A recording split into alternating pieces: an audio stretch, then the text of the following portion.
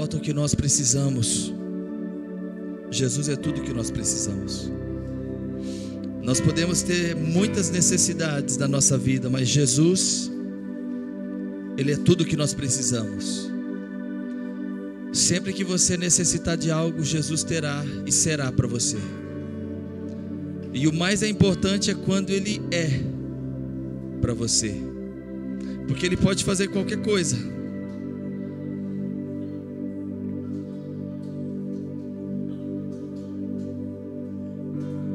Davi era um homem muito inteligente.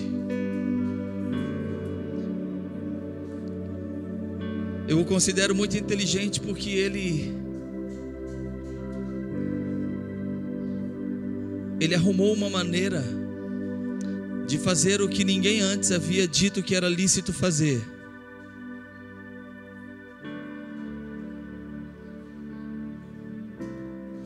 Ele descobriu em uma época de leis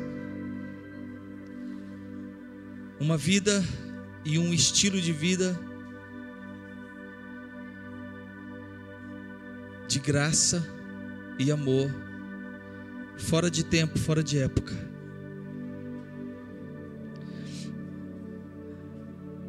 Davi, quando ele foi buscar a arca da presença de Deus,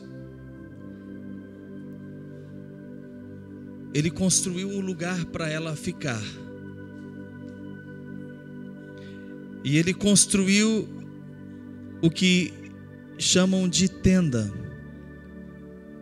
E é interessante que o Senhor disse que Ele, nos últimos dias, restauraria essa tenda. Ele não disse que restauraria o templo de Moisés ou o poderoso, magnífico, suntuoso tabernáculo de Salomão. Ele disse que restauraria a tenda de Davi. Tenda, você sabe o que é uma tenda. Se você vai numa exposição, você verá uma tenda. São 4 estaquinhas, uma cobertinha. Aquilo é uma tenda. Davi, ele fez isso. Ele armou uma tenda. E ele fez aquilo tudo de uma maneira planejada e elaborada para que do local onde ele morava, ou seja, o quarto onde Davi dormia e deitava, o ambiente de sua sala, sua casa, era apenas uma questão de ele virar o seu rosto e ele contemplava a tenda onde ficava ali a arca do Senhor. E Davi ordenou que incessantemente, 24 horas por dia, os levitas e os sacerdotes estariam ministrando a presença do Senhor ali naquela tenda. Então, quando Davi, ele estava tomando banho e ele estava ouvindo os levitas adorando a Deus. Todos os levitas, os salmos que você folheia na sua Bíblia, Salmo de Asaf, Salmo de Jedutum. Então esses homens estavam ali na presença do Senhor, compondo salmos com suas harpas, seus instrumentos. Eles cantavam, jubilavam e exaltavam a presença do Senhor. E Davi estava lá no seu quarto deitado, tirando um cochilo, mas ele estava ouvindo adoração ao Senhor. Quando não, ele mesmo pegava a sua harpa para lembrar os tempos lá do campo de atrás das ovelhas, e ele mesmo ia lá e diante da presença do Senhor começava a tanger a sua harpa, e lá ele recebia salmos, ele proferia salmos ao Senhor que você lê na sua Bíblia. Ó Deus, a minha alma te busca incansavelmente. Ó minha alma, espera em Deus, pois eu ainda o louvarei. Sabe, Davi, ele preparou tudo isso, uma condição em que a adoração ao seu amado Senhor nunca cessasse de chegar a seus ouvidos e aos ouvidos do Senhor. E isso diz algo para nós. Nós precisamos aprender a viver dessa maneira, a viver de uma maneira que o seu coração não cesse de estar louvando, adorando e salmodiando o Senhor. E você precisa de uma maneira ou outra, aprender a cercar-se de pessoas que, quando elas estiverem perto de você, elas sempre vão estar de uma maneira ou outra engrandecendo e adorando o Senhor também, porque você vai olhar para elas e você vai perceber que elas estão o tempo todo liberando um incenso. Suas vidas, elas manifestam algo, elas exalam algo ao Senhor. Davi, ele vivia isso, mas isso, falando da história pronta, não podemos esquecer de como isso tudo começa. Isso tudo começa com a solidão. Isso começa no seu quarto, isso começa no anonimato, isso começa no secreto, isso começa com uma disposição dentro de você de, mesmo em meio ao nada, preparar no seu coração um lugar para adorar a Deus. Jesus disse assim: entra no teu quarto, fecha a porta e fica lá em secreto, e Deus te recompensará em público. Mas começa no secreto.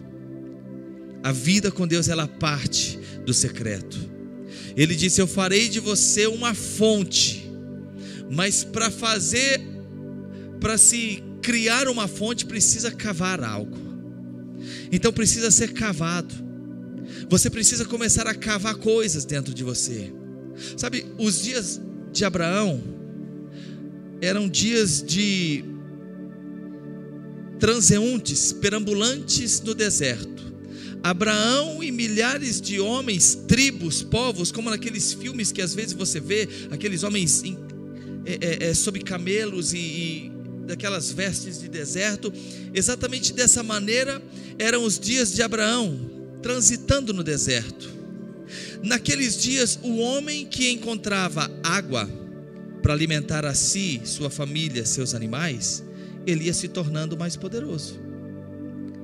E se você observar a história de Abraão, Abraão era um homem que sempre ele andava com Deus, ele andou sob a palavra de Deus. E o que acontecia com Abraão? Onde ele cavava, a água brotava, e ele fazia daquele lugar um poço. Sabe o que os inimigos de Abraão eles faziam? Quando Abraão estava para algum outro lugar, os inimigos de Abraão eles vinham e entulhavam os poços de Abraão. E a Bíblia diz que depois de Abraão, seu filho Isaque, ele começou a transitar também na terra, e ele começou a desentulhar os poços que havia cavado seu pai Abraão, e que os inimigos haviam entulhado os poços de seu pai Abraão. Eu vou te dizer uma coisa: nesses dias, Satanás tem entulhado os poços, e o amor que você tinha pelo Senhor, você não encontra mais. E aquilo que jorrava da sua vida era uma espontaneidade para se aproximar do Senhor, você já não consegue mais. As coisas da vida te enlaçam, te cercam de uma maneira que você sempre está cansado, sobrecarregado, afadigado, sem força, sem ânimo, sem motivação. Sabe o que é isso? É que dentro do seu coração o Senhor diz: eu vou criar uma fonte. E Ele criou, Ele é fiel para fazer a parte dele. Ele foi lá e Ele criou uma fonte dentro de você. E essa fonte não é uma fonte natural, ela jorra para a vida eterna. Ela não jorra para as bênçãos, ela não jorra para te satisfazer apenas, ela jorra para a eternidade. Aí Satanás ele vai e entulha seus poços, ele joga terra no seu poço, e quando você menos percebe, a alegria foi embora. Sabe aquela alegria que ela é gratuita? A alegria que Jesus disse assim: a alegria da salvação, você perde. Muitas coisas acontecem para que isso vá embora. Muitas situações ocorrem para entulhar o poço do nosso coração. Muitas coisas, circunstâncias vêm e te fazem esmorecer. Mas sabe o que o Espírito Santo me falou? Ele vai desentulhar o seu poço. Ele vai cavar de novo e fazer com que aquela alegria genuína brote de novo. Porque a Bíblia diz assim, que a tristeza, ela salta de alegria, na presença do nosso Deus. E sabe qual que é a nossa diferença? A diferença daqueles que encontram a pedra preciosa é que nós não somos mais regidos pelas circunstâncias dessa vida. Elas nos afetam? Sim, elas nos afetam. Elas nos abalam? Sim, elas nos abalam. Mas existe uma coisa que é mais poderoso que isso tudo. E Ele nos deu o seu Espírito Santo. Ele nos deu o seu Espírito Santo. E isso é um poder que opera. Paulo disse assim em Romanos: olha, o mesmo Espírito que ressuscitou a Jesus dentre os mortos. Jesus morreu, os discípulos viram. Há 2019 anos todos viram. Aqueles que andaram com Jesus, eles olharam Ele dá o último suspiro diante da vista deles naquele madeiro. E eles olharam e olhavam incrédulos que aquele que havia dito ordem ao mar e ao vento: cessa, acalma-te. Agora estava rendido, vendido, esgotado, humilhado, acabado numa cruz pelos romanos, que eles tanto odiavam e achavam que o Messias iria salvá-los dos romanos. E os olhos de João, os olhos de Pedro, os olhos de Maria Madalena não acreditavam. Eles não conseguiam crer que aquela cena pudesse ser real, porque Cristo era o Cristo deles, estava ali, aquele que tocava a mão no esquife do filho da viúva, e ele ressuscitava. Como podia ele estar naquela situação agora? E eles foram cada um embora para a sua vida, viraram as costas e foram para trás. Paulo diz assim: o mesmo Espírito que foi e desceu ao abismo para trazer Cristo dentre os mortos, o mesmo Espírito está sobre a sua vida, vivificando o seu corpo, que vai sendo destruído, que vai sendo abatido, que vai sendo subjugado. E o Espírito Santo vem e ele começa a levantar de novo. É o mesmo poder, é a mesma vida, é a mesma fonte, é a mesma força. Sabe, você pode não entender, mas o mesmo Espírito que se movia sobre a vida de Davi é o Espírito que se move sobre a sua vida.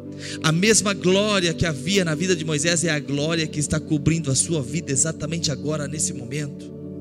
A mesma virtude que desceu à mansão dos mortos para trazer Cristo de lá e levar Ele até o Pai, porque lá era o lugar merecido e devido, dignamente dado a Ele.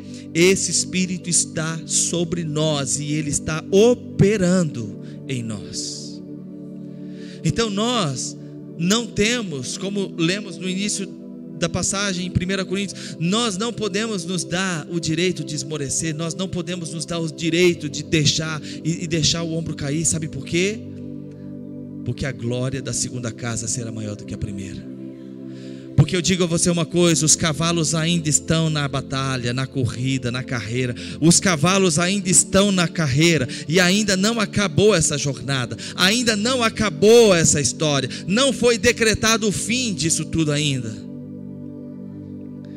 Eu amo quando eu começo a ler as histórias da palavra de Deus, porque elas nos inspiram, elas nos dizem muita coisa. A Bíblia diz no livro de 1 Samuel capítulo 22 que um dia Davi, ele estava fugindo do rei Saul, e ele era aquele que havia sido ungido por Samuel. Samuel disse: você será o rei dessa nação. Mas agora Davi estava fugindo. A família de Davi descobriu que ele estava numa caverna chamada Caverna de Adulão, foi até onde ele estava, e de repente lá, a Bíblia diz que mais de 400 homens, os falidos, os endividados, os cansados, aqueles homens que não tinham mais nada, perderam tudo, esses homens começaram a ir até a Caverna de Adulão para se juntar com Davi, e eles foram lá. O que esses homens podiam agregar à história de Davi? Nada. Eles não tinham nada. Eles não tinham nada que pudesse ser. Na verdade, eles eram um problema, porque Davi, fugindo do rei, sozinho, ele entrava numa caverna, saía por outro lugar, ia para um canto. Agora você imagina, o cara teve que fugir dos exércitos de um rei, com mais 400 camaradas que não serviam para nada perto dele. Mas acontece uma coisa: naquela caverna, ali não era um lugar normal. Aquela caverna era o lugar onde Davi estabeleceu uma aliança com Deus. Aquela caverna era o lugar onde Davi vivia o seu secreto com Deus. E sabe o que aconteceu? Davi montou uma igreja. Aqueles homens começaram a comer do que Davi comia. Aqueles homens começaram a beber do que Davi bebia. Aqueles homens começaram a respirar o que Davi respirava. Eles começavam a perceber aquilo que estava sobre a vida daquele menino ruivo, que ninguém acreditava que poderia quebrar a sucessão real. E se você continuar lendo o livro de 1 Samuel, você verá que esses 400 homens que eram insignificantes e não tinham capacitação, qualificação alguma, eles se tornam homens poderosos de guerra, valentes, que ajudaram Davi em suas guerras. A Bíblia diz que haviam 3 mais íntimos, mais chegados de Davi, que era Samá, Eleazar e José-Basebete. Esses 3 homens, eles eram diferenciados, e a Bíblia chama eles, você depois lê em 1 Samuel capítulo 23, 24, você vai ver que o Senhor, lá a palavra de Deus diz assim, que esses homens eram chamados de os 3. Eles eram conhecidos, os 3. E aí diz alguns feitos deles. Diz que um deles, Israel era uma nação agrícola, ela plantava. Até hoje Israel é uma nação muito agrícola, vive muito do plantio. Os filisteus eram um povo vizinho, e eles tinham uma característica: eles esperavam Israel plantar, regar. Quando chegava o tempo da colheita, os filisteus vinham e saqueavam toda a colheita de Israel. E Israel, eles eram agricultores, colonos, eles não eram homens de guerra. Eles estavam num tempo turbulento, eles não tinham condições de se defender, porque os filisteus vinham armados para saquear aquilo, ladrões armados. E a Bíblia diz que José-Basebete, quando ele chegou num campo, os agricultores que estavam naquele campo, os israelenses, eles fugiram. E quando eles fugiram, ele falou assim: não, esses filisteus não vão tocar nesse campo. E ele sozinho derrubou mais de 800 homens e protegeu o campo naquele dia. O outro, Samá, diz que tinha um campo de lentilha. Da mesma maneira, os filisteus vieram para tomar aquele campo de lentilha, e ele, com a espada na mão e o escudo, ele lutou por tantas horas, sozinho, e derrubou tantos filisteus, que a Bíblia diz que a espada se apegou à sua mão, de maneira que ela não desgrudava, ela não soltava mais. A espada e a mão se tornaram uma só. Eleazar, da mesma maneira, ele pelejou contra os inimigos, e teve êxito com mais, a Bíblia não fala o número, mas uma legião de filisteus. Mas essa não é a melhor história dos 3. A melhor história dos 3 que você vai ler, e eu vou te dar a referência depois para você meditar na sua casa, e que isso entre no seu espírito, é que um dia Davi estava na caverna, e quando Davi estava na caverna, os 3 foram até a caverna. E quando eles chegaram na caverna, Davi estava lá, e Davi de repente falou assim: quem me dera beber da água que está no poço de Belém, lá de frente da porta de Belém. Puxa, quem me dera beber daquela água. E a Bíblia diz que os filisteus estavam em milhares acampados no vale para a guerra. E aqueles 3 homens, eles deram uma olhada um ao outro. Eles não falaram nada a Davi. Eles ouviram o desejo do rei, saíram de onde estavam. E a Bíblia diz que esses 3 homens, eles não saíram se escondendo por entre as montanhas para chegar até o poço que estava em frente à porta da cidade de Belém. Não. A Bíblia diz que esses três homens, Samá, Eleazar e Batsebete, eles romperam pelo meio de milhares de filisteus, aniquilando, fazendo um corredor de morte, até que chegaram no poço de Belém. Pegaram a água do poço de Belém, cada um, voltaram e disseram: aqui, rei, a água do poço de Belém. Davi olhou e falou assim: que é isso? Eu não posso beber dessa água. Seria como se eu estivesse bebendo do sangue, a vida dos meus amigos. Então a Bíblia diz que Davi pegou a água e derramou em oferta ao Senhor naquele dia. Sabe o que isso quer dizer? Quer dizer que o povo que conhece o seu Deus, ele se torna forte e ele faz proezas. É o povo que conhece o seu Deus. Aqueles homens conheceram um Deus que lhes foi apresentado por um homem chamado Davi. Davi apresentou Deus para aqueles camaradas, endividados, falidos, arruinados. Davi começou a falar daquilo que era vida no coração dele. Ele começou a transferir aquilo.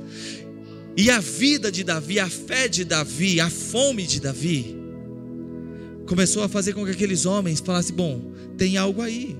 Esse Deus é real mesmo. Esse camarada, ele crê de uma forma diferente. Ninguém acredita em Israel, em Deus dessa maneira. Nem o rei não acredita em Deus dessa maneira. Não há em Israel quem creia no Senhor, Deus de Israel, dessa maneira. Puxa, Davi, faz tanto tempo que a gente ouve falar que esse Deus de Israel fez proezas, mas por que você acredita diferente? Eles começaram a buscar aquilo que Davi buscava. Eu não vim aqui para ser oportunista. Eu não vim aqui para ser oportunista em nada nesse final de semana. Eu não quero ser oportunista com a dor que cada um aqui está sentindo. Eu não quero ser oportunista. Eu não toquei nisso no início da palavra. Eu não quero ser oportunista com a condição que vocês estão vivendo. Eu só quero que vocês entendam uma coisa.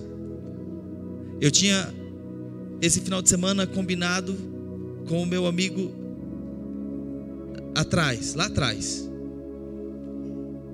E então a gente resolveu manter isso. E eu falei: Senhor, eu só vou, mas eu preciso ir no teu nome.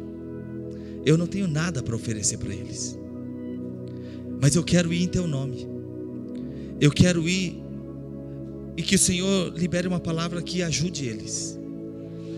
Uma condição que o consolo está havendo a todo momento, mas eu quero que uma palavra que mude a estação deles, porque eu sei que está muito difícil. E eu sei que isso aqui faça paralelos. Pessoas ouviram de Davi algo, e vocês ouviram algo de um homem de Deus. E vocês precisam entender e começar a carregar isso. Porque quando eu olho aqui, eu vejo valentes. Quando eu olho isso aqui, eu vejo guerreiros. Eu vejo pessoas que pode derrubar 1.000, 2, 10 mil.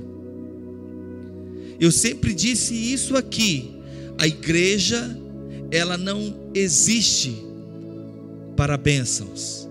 Igreja existe para confrontar principados e potestades. Igreja existe para ir contra as portas do inferno e derrubá-las. Ele disse: eu edificarei a minha igreja. Não é algo pronto, é algo que está sendo feito. Ele não disse: eu edifiquei a minha igreja. Ele disse: eu edificarei. É uma obra que se continua. E as portas do inferno não prevalecerão contra ela. Então eu te digo uma coisa: essa não é uma expressão de defesa. Nós vamos ficar aqui trancadinho e o inferno não vai conseguir romper as portas que nós estamos trancados. Essa era a condição da igreja antes deles entenderem o que estava sobre eles em Jerusalém. Trancados dentro de um tabernáculo, dentro de um salão, trancados, orando, chorando, mas trancados. Cristo havia sido retirado deles. Jesus, que estava ali durante 3 anos, ensinou tudo para eles. Jesus foi embora, e eles chorando olhavam, e Jesus falava: por que vocês estão olhando para mim? Não fiquem olhando para mim, Jesus disse, não fiquem olhando para mim. Agora vocês vão, fiquem em Jerusalém, porque do alto virá o poder sobre vocês. E aqueles homens foram para Jerusalém, só que eles foram lá e ficaram trancadinho, quietinho. Será que agora que os romanos vão vir nos buscar para nos matar também? Ó Senhor, nos ajuda, ó Senhor, nos ajuda. Mas de repente, eu te digo uma coisa: o pranto, a dor e a fome são coisas poderosas. E aquelas pessoas começaram a clamar ao Deus dos céus. E de repente, um poder se ouviu, línguas se viram, barulhos no céu se ouviram. E aquelas pessoas que estavam trancadinhas, amedrontadas, de repente, parece que as portas caíram, e as pessoas de fora começaram a olhar para dentro daquilo e falar: que é isso? Que loucura que é essa? Que gritaria é essa? Esse povo está falando em que língua? Aquilo é fogo sobre a cabeça deles? E o poder do alto veio sobre aquelas pessoas, e eles nunca mais foram os mesmos. Eles nunca mais foram os mesmos. Sabe, isso são referências de quando o poder de Deus vem sobre um povo. O poder de Deus vem sobre pessoas que se tornam aqueles que creem. Eu te digo uma coisa: tudo nessa história de vida com Deus tem a ver com Deus, nada tem a ver conosco.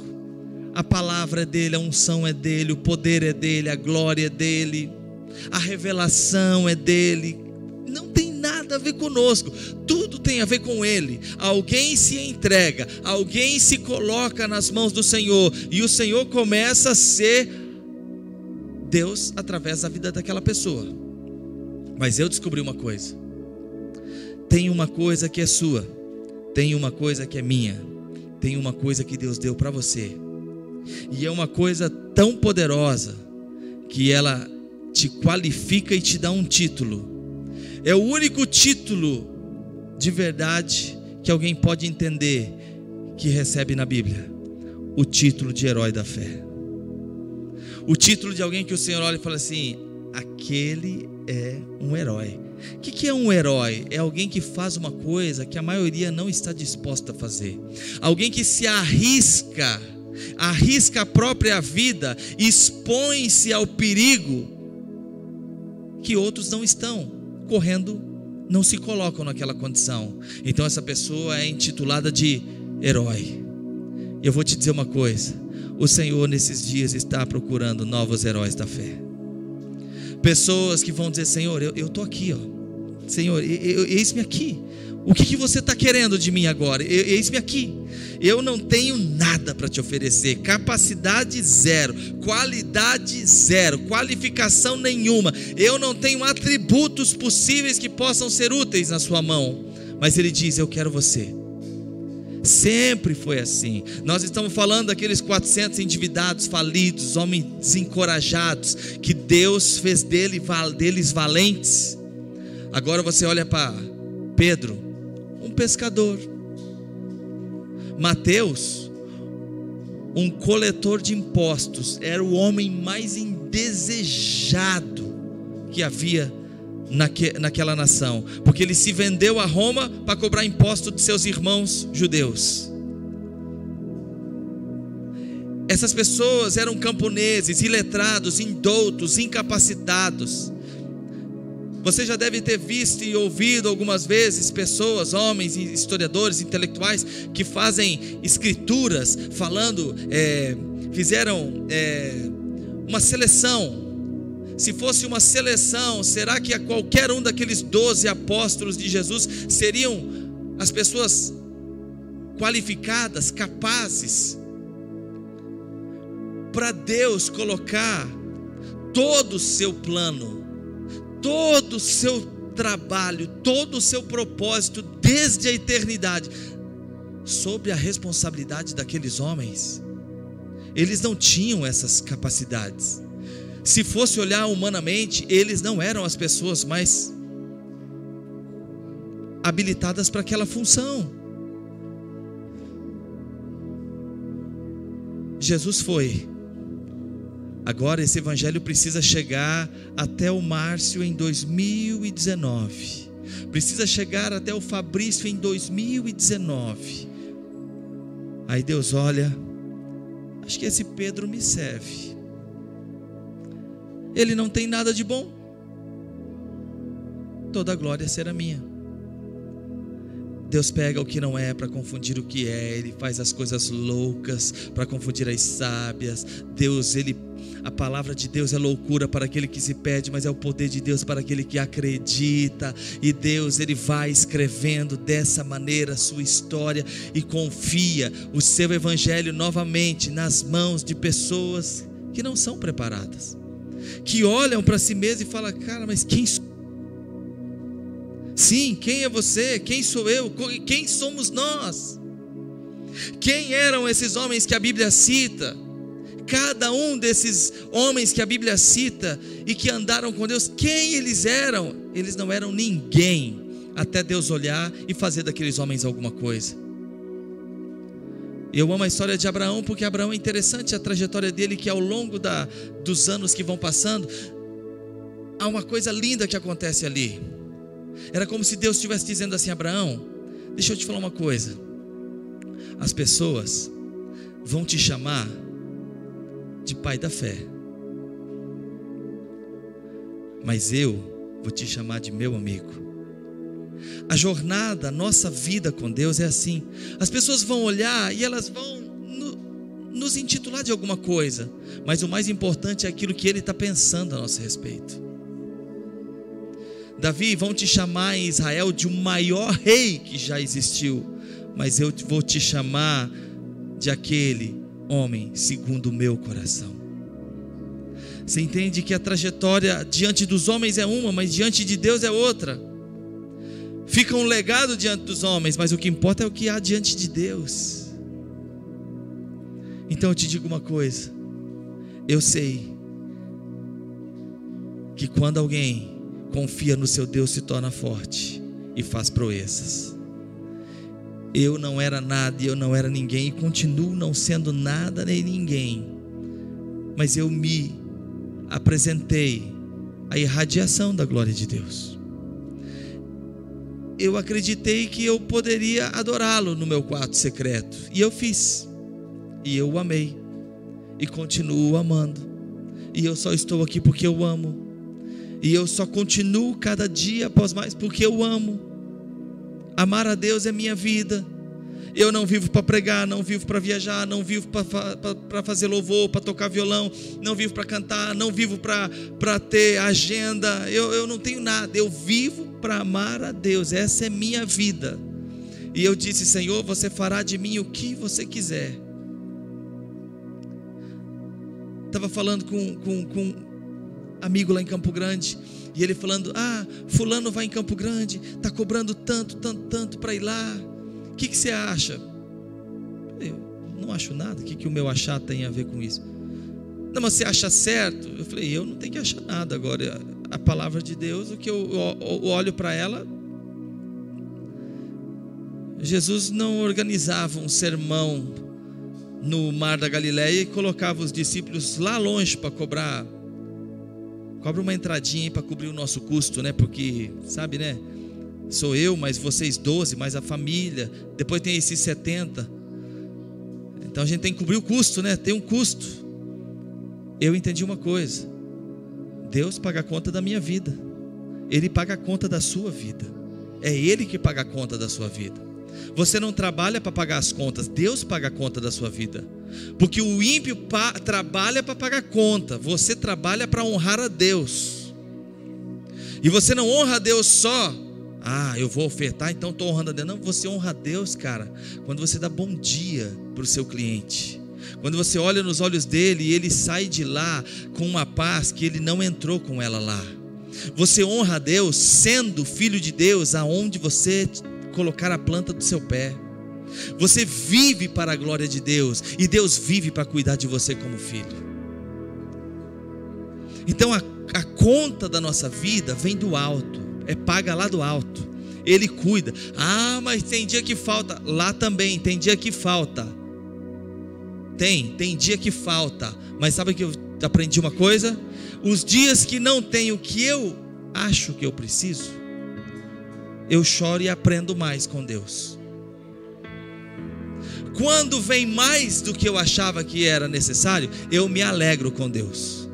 Jesus disse assim: se você tiver o que vestir, o que comer, estejais satisfeitos. Isso não é voto de miséria, isso é uma condição de satisfação. Deus quer você pleno de satisfação o tempo todo, para Ele poder ser tudo o que Ele pode ser na tua vida. Então eu disse, cara, se Deus me chamar para ir em qualquer lugar, o dinheiro nunca vai estar entre eu e aquela missão que Deus me confiou. Nunca estará, porque Ele cuida de tudo. Como disse o Kenneth Reagan: já viajei deixando dívida para trás? Já viajei deixando conta para trás? Já viajei quase com a luz para cortar? Isso não invalida a palavra de Deus, o que ela é e o seu poder. Davi disse assim: eu fui moço, e ele disse isso na sua velhice, e eu nunca vi o justo padecer necessidade, nem a sua descendência mendigar o pão. Enquanto você olha para a tua casa e tenta encontrar cuidados para ela, eu te digo uma coisa: Deus já olhou para toda a sua descendência. Sabe qual é a sua descendência? São aqueles que nem saberão o seu nome. Se eu perguntar para você agora qual o nome completo do seu bisavô, talvez a maioria daqui não vai saber, porque as pessoas não vão lembrar do seu nome daqui 3 gerações, porque sequer seu neto possa não saber seu nome completo.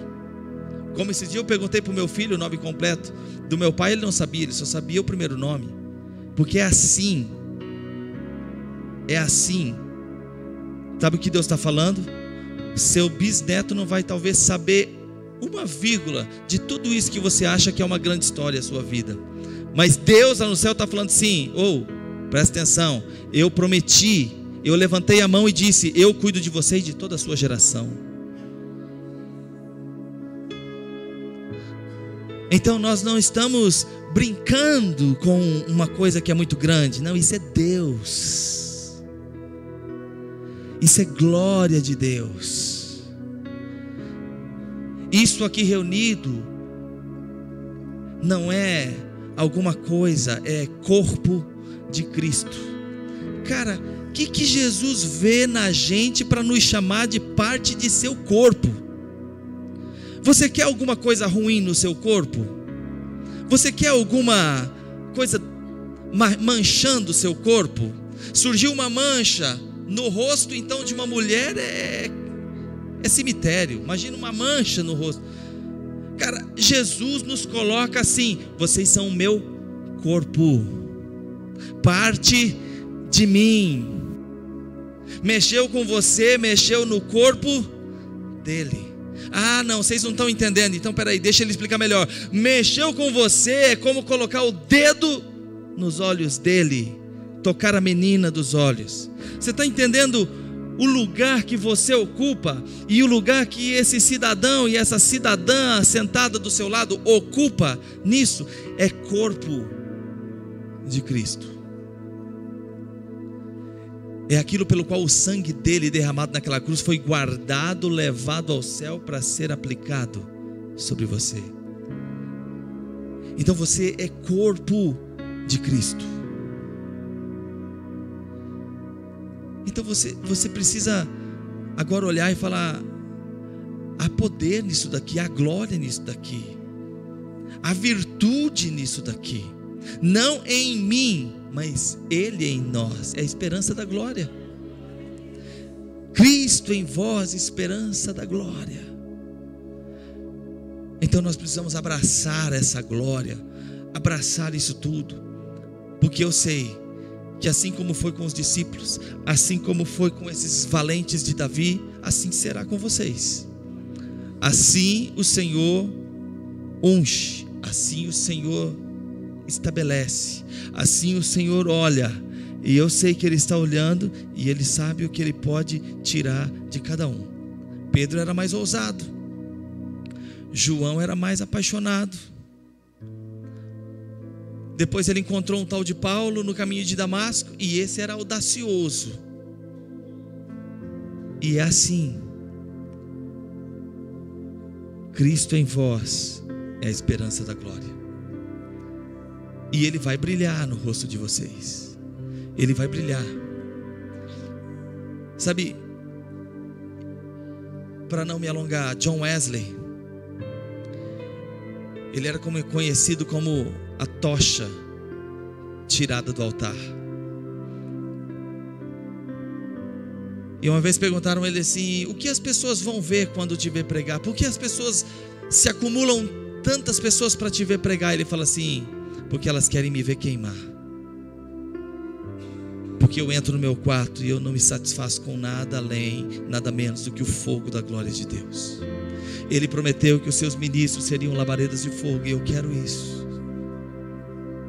Então não se satisfaça com nada menos do que a glória de Deus sobre a sua vida. Queira ela, queime por ela, tenha fome da glória de Deus. Lembra do que a palavra disse? A unção que vem do alto sobre você, sobre você, sobre você, ela é suficiente. Você não precisa que ninguém te ensine. Faz assim, faz assado. Você não precisa disso. Sabe o que você precisa?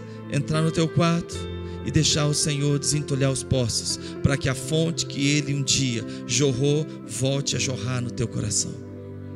Isso começando a acontecer, você verá, a alegria surgirá.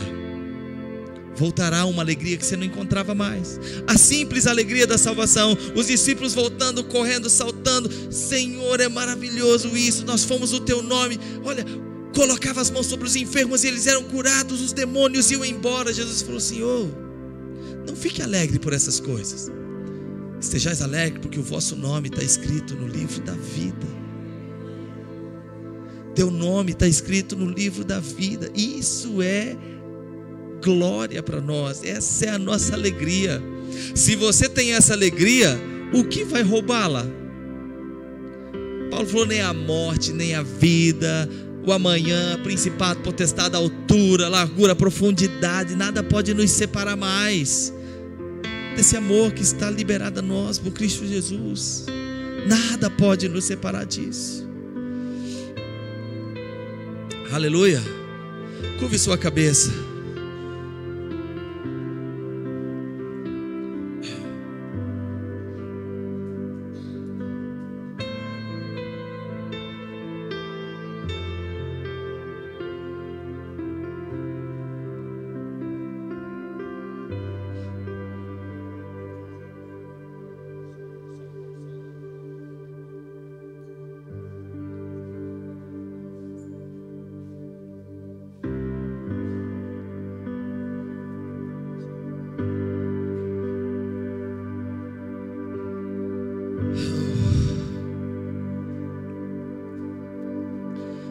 Abre os meus olhos para que eu possa ver.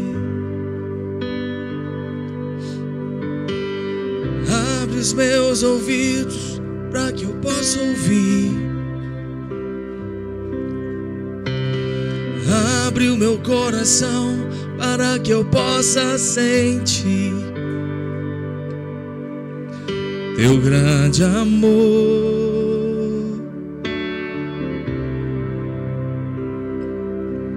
Por mim, abre nessa noite, Senhor.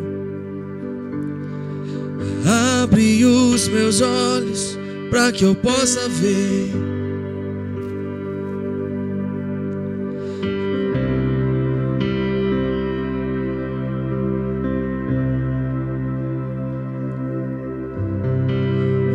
Abre o meu coração para que eu possa sentir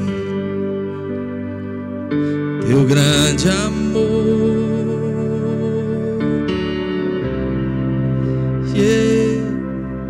Por mim, abre, Deus, abre os meus olhos para que eu possa ver, abre os meus ouvidos para que eu possa ouvir, Senhor, abre o meu coração para que eu possa sentir teu grande amor,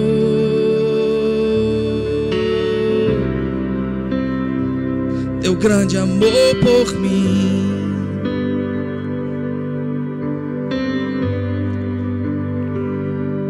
Eu preciso te dizer isso. O Espírito Santo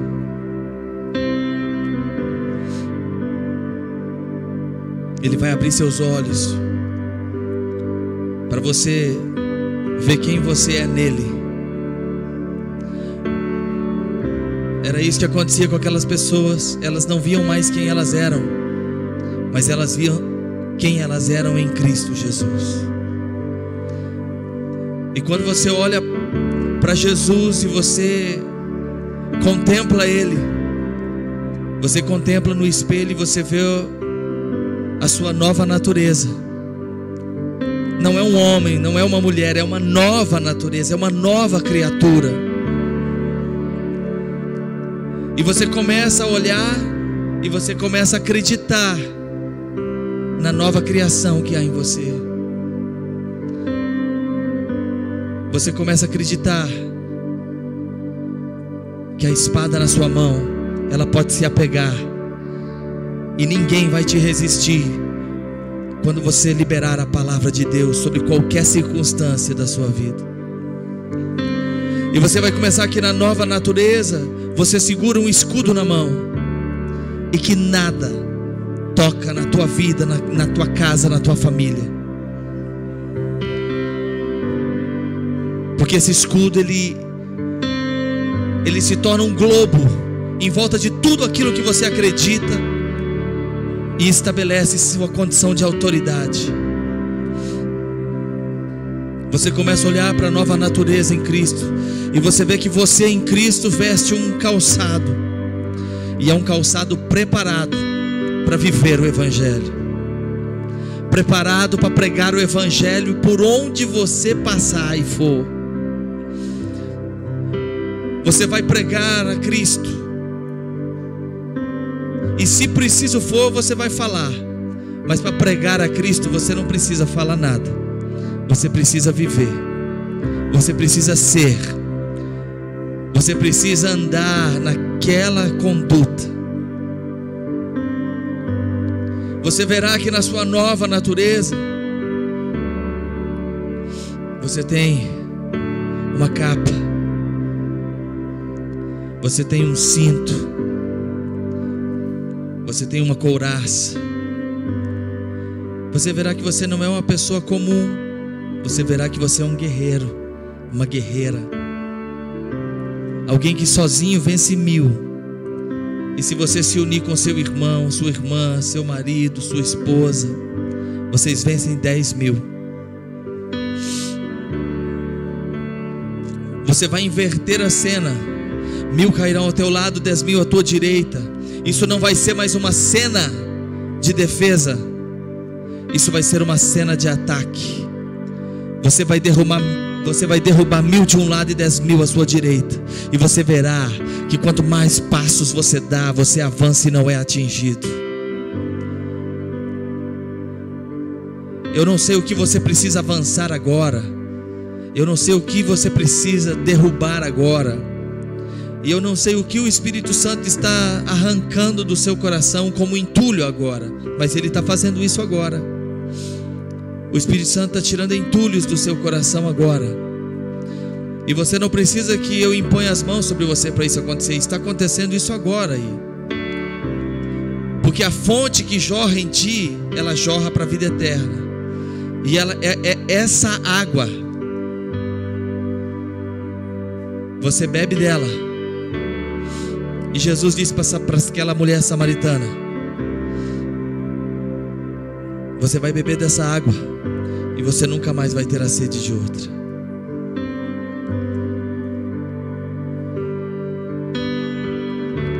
Então o Espírito Santo está desentulhando poços agora.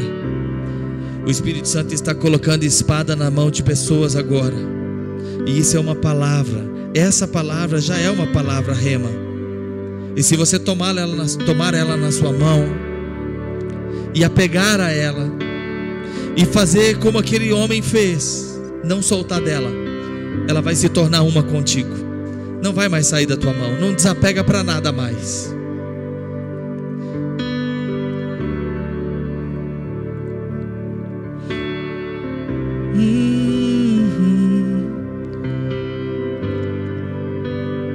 Vai desentulhando os poços, Espírito Santo. Vai desentulhando os poços. Vai fazendo a água que traz alegria genuína. E a tristeza vai embora. E a dor vai embora. E o vazio vai embora. Comece a preencher os lugares que não estavam preenchidos, Senhor. Comece a ocupar áreas que não estavam ocupadas. Toma o teu lugar, toma o teu lugar, toma o teu lugar. Vem e toma o teu lugar. Vem e toma o teu lugar, vem e toma o teu lugar, vem e toma o teu lugar. A igreja primitiva orava, as paredes tremiam. É chegado dias em que você vai orar e as paredes do seu corpo vão começar a tremer. E se 2 ou 3 estiverem reunidos com essa intensidade de fome, sede, outras paredes começarão a tremer.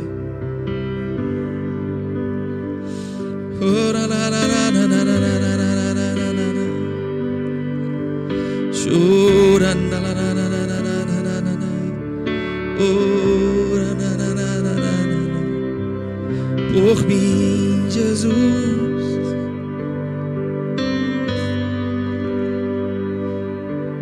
teu grande amor, eterno amor, por mim. Alguns aqui precisam ouvir isso de novo. Você é a menina dos olhos de Deus. Você é parte do corpo de Cristo. Se encostar em você, dói nele. Se encostar em você, doerá nele. E o Senhor diz a tudo aquilo que está afrontando você agora: dura coisa é cair nas mãos de Deus Todo-Poderoso. Salmo diz assim: tu te levantarás, ó Deus, e terás compaixão de Sião, porque o tempo de te compadeceres dela, o tempo determinado chegou. O tempo de Deus se compadecer da sua lágrima, dos seus dias de sofrimento, chegou. O tempo de Deus vir e consolar a sua noiva chegou. Tu te levantarás e terás misericórdia de Sião, porque o tempo de te compadeceres dela, o tempo determinado chegou. Salmo 102.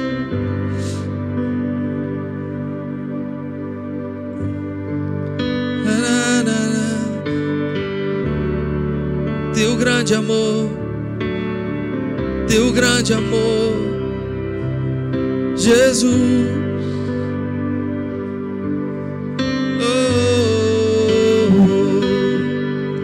Teu grande amor, teu grande amor. A noiva pertence ao noivo.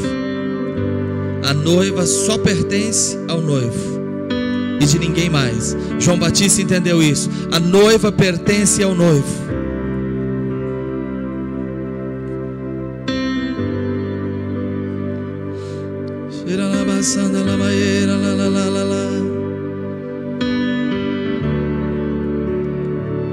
Derrame seu coração agora nos pés do Altíssimo. Deixa Ele te renovar. Deixa Ele te renovar. Sabe, se alguém quiser e precisa ter um compromisso de ir embora, pode ir, mas eu sinto no meu coração, faça desse momento um culto de oração aqui, ó. Eu não preciso falar mais nada, mas fala com Deus. Lava os pés de Jesus com as suas lágrimas, e Ele vai lavar seu coração, vai lavar sua consciência, vai lavar, vai te dar vestes novas. Se derrame nos pés do Senhor agora. Humilhai-vos debaixo da poderosa mão de Deus, e Ele vos exaltará.